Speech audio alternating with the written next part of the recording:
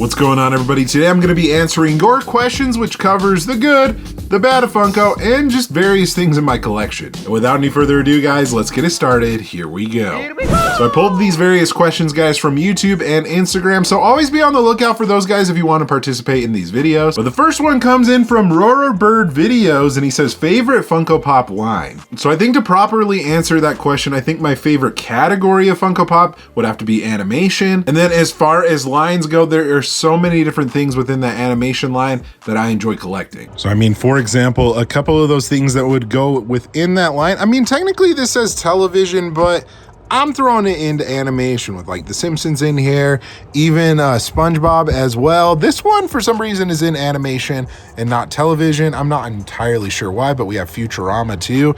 Definitely three of my favorites that I like to collect. But I mean, there's all sorts of fun ones. You got like Arthur up there with animation. Also, the Looney Tunes is a great set as well. All those are within animation. And I want to say Scooby-Doo is in that line as well. So I know, I love collecting all the cartoons that I like to watch, and we'll throw in Bob's Burgers in there as well. For some reason, that's a part of animation and not television. I don't get why. But anyways, yeah, animation and the cartoons within those lines definitely is my favorite. All right, Beano38, can you show us your least favorite Funko, or at least a Funko that you think could have been better? Oh, that's actually a good question. So one beef that I have, guys, sometimes when they make pops of like people from like movies and television shows, sometimes they're not the best. I mean, these are okay, like the Goonies, for example. We got like Mikey and Mouth right there. They did an okay job, but sometimes in the examples of like real people pops, they don't do the best. But I think recency bias, guys, I would say Phineas from Phineas and Ferb, I think they probably could have done a better job on. Granted, the figure itself isn't terrible, but I think the better part that they could have done is put it in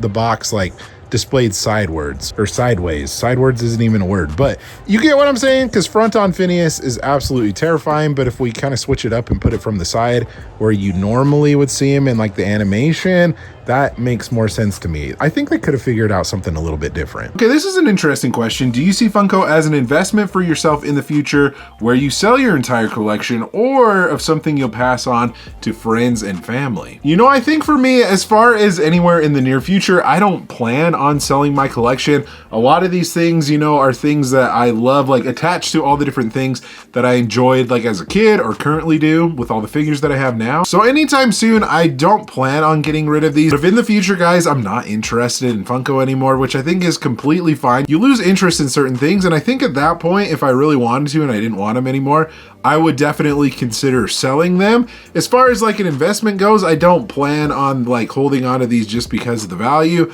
I, you know, obviously love to have like more rare pieces, but I think for me, as far as like an investment standpoint, I just have these for fun. Granted, it's cool to have some pieces that are more valuable in your collection. And like I said, down the road, if I wanted to sell them, whatever it sells for, that would be great. And I mean, granted, you probably want more than what you paid for, but honestly, I don't see myself selling any of my stuff anytime soon. As far as passing this on to maybe my family, maybe my kids in the future. If they're into it, that's great. If they're not, they can sell them as well. So it kind of goes in full circle. I think they would eventually be sold somehow in some way, but for right now, they're not going anywhere. What is an underrated Funko Pop line you think should get more Funko Pops? I'll have to think about that one. So as far as the line that I think is underrated, there's a couple that come to mind, actually. I think they've done a pretty good job for the most part, but Scooby-Doo and specifically the Monsters Pops, I think they could make more of. Granted, they did some really cool ones with like the Pop Digital, but I think there's definitely some more that they could do. So in my opinion,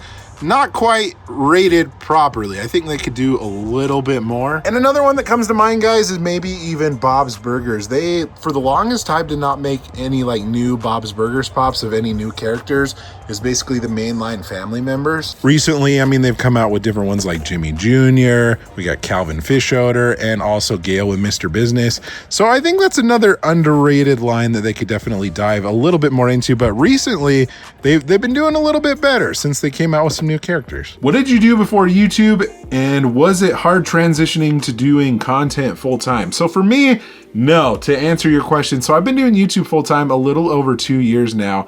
And my job before this, I did a lot of like video and content creation as well. A lot of different social media work, a lot of different like filming, like corporate videos and things like that. So I did a lot of similar things that I do now, lots of video editing and content creation. And since I was doing this as like a side business kind of thing, as like a side hobby, it was not really hard, you know, to transition to do it full time because I was already doing all that same stuff. I pretty much just kind of transitioned to doing it even more. So it wasn't really super tough for me. All right, as I mentioned in the beginning of the video, we're gonna go over the good and the bad of Funko. Maybe this leans more in towards the bad, but this is an interesting question. Do you think Funko has overproduced their collection? I noticed their prices have increased, but overall sales have decreased. I personally have a bunch of Funkos, but I'm hesitant to buy more. So this is definitely an interesting topic.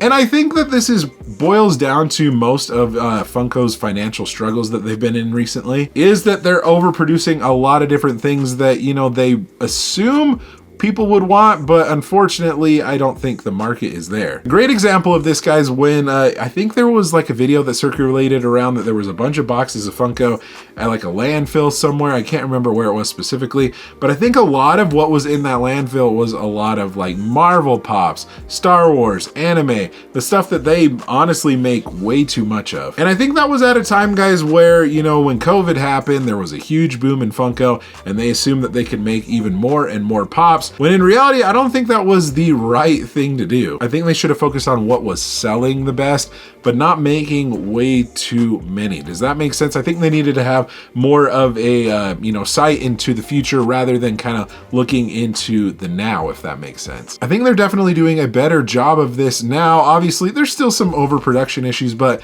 the good part about this is with like the limited edition drops that they're doing, I think that's doing a better job of gauging, you know, what's out there, the interest and everything like that.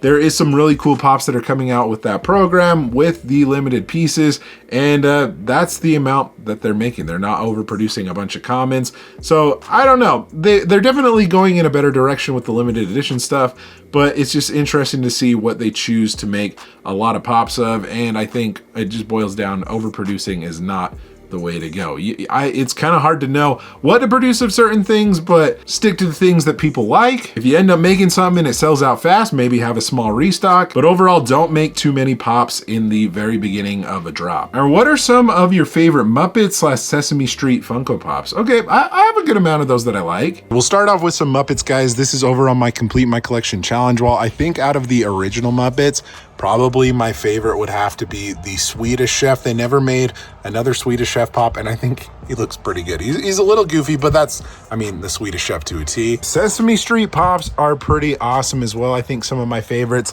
might have to be Cookie Monster holding the cookies, and maybe even the Count right there. I think overall, both of those are great. What was the best deal on pops that you found on your own? So if you guys didn't know, the Complete My Collection Challenge series basically has probably the best finds that I've ever had. I'm trying to think of the ones that come to mind. At least the original Greedo pop that I found for only $5 at a pawn shop, and that's one that goes for like $1,000 plus. That's probably up there in one of my better finds. I know I found a glow-in-the-dark bloody white lady for $7 over at a thrift store, and that's a pop that goes for anywhere between like $300 to $500, so that was another really solid find. Also at a thrift store, I ended up finding a Billy from Saw for only $10, and I think that's about a $100 pop. I'm sure that there are more, but those are some of the best ones that I can think of. What's the most creative Funko in your collection? I'll have to think about that one. So I think for me, there's a couple of different levels of creativity when it comes to Funko. Like for example, with this figure of Homer right here,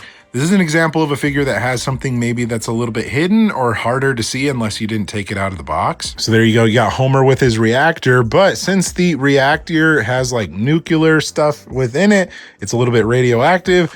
You can see his bones glowing through the back of his shirt right there, or through his body. Like, that's a fun little detail, and I think that is really creative. Another example of creativity could be when they do like cool pop rides like this, and they add all sorts of really fun details. Funko is known for being a very simplistic figure, but with these rides, they kind of have to push the envelope a little bit. You can see Woody right there. He's got his hands on the RC controller right there.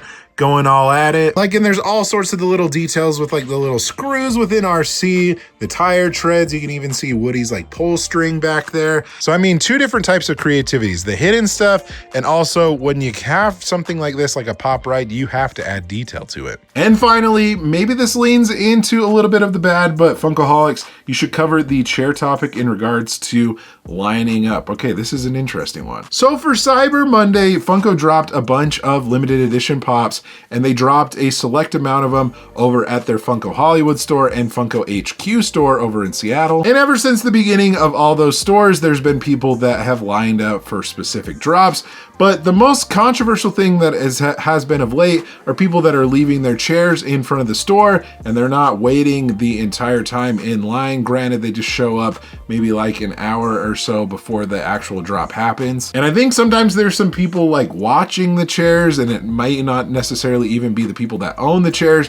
But overall, my opinion in that is if you're in line, I think you should be in line the entire time. Granted, I think maybe a little bit of an exception to this rule is, say that you are like me, for example, I'm standing in line and I know that my brother won't be able to make it until like a certain amount of time. So maybe I'm holding a spot for him, but at least for me and my party, if I'm showing up and I'm there to represent my party, I kind of lean towards that being an okay thing. It's still kind of a little iffy, but if you get my point of what I'm saying, guys, I think if somebody that you know or is in your party comes a little bit later, but they can come when they can, like, and be there for the entire time possible that they can be there, I think that's okay. But as far as leaving chairs in front of a store or whatever, in this case, Funko Hollywood, I don't think, you know, that's the best idea. I don't think that's really fair. I think if you want something, you should be there the entire time possible. There's been times where I've been to drops at various stores and things, and I, you know, have held my spot in line and I've maybe been there for like an hour or two. But do I leave a chair and show up the next day? No. But anyways, the best way to put it is, guys, if you want to be there for a drop, get there when you can. Don't place a chair in there thinking that that's going to be your permanent spot. If you're really determined and you want it to be a part of a drop or something, physically be there, at least in my opinion. Whew. All right, guys, we covered some interesting topics today. A couple of, you know,